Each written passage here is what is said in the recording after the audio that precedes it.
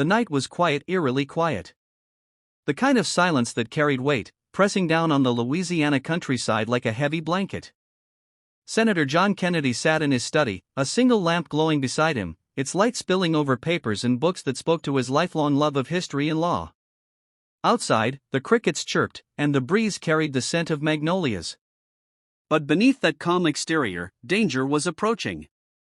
Unseen, unheard, but coming fast. Across the border, a cartel had grown bold. Emboldened by power, fueled by greed, they had started to treat politicians not just as obstacles but as targets. And in their minds, John Kennedy was more than just another senator. He was a symbol of resistance, a man who dared to call out their corruption on national television.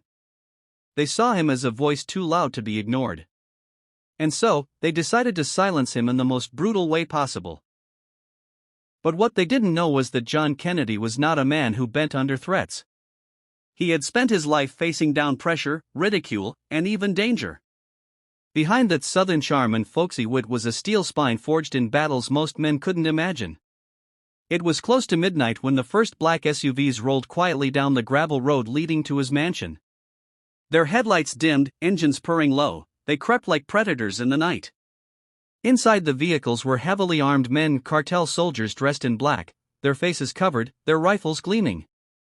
Their orders were simple: get in, send a message, and leave nothing behind.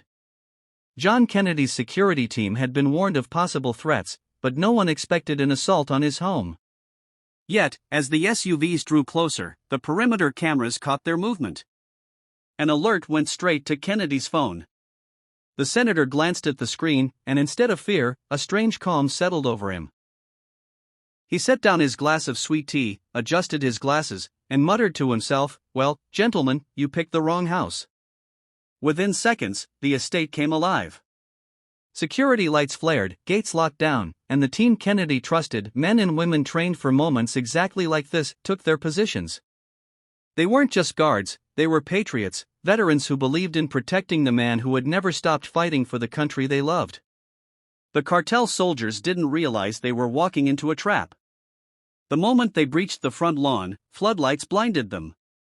Automatic defenses sealed their exit, and sharp commands rang out from Kennedy's team. But the cartel wasn't interested in surrender. Gunfire erupted, loud and sharp, echoing across the property.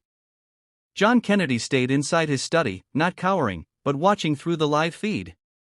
His voice, steady and unshaken, came over the intercom to his team: "Remember, hold your ground. Do not let them through that door." What followed was chaos, a battle between arrogance and preparation, between lawless men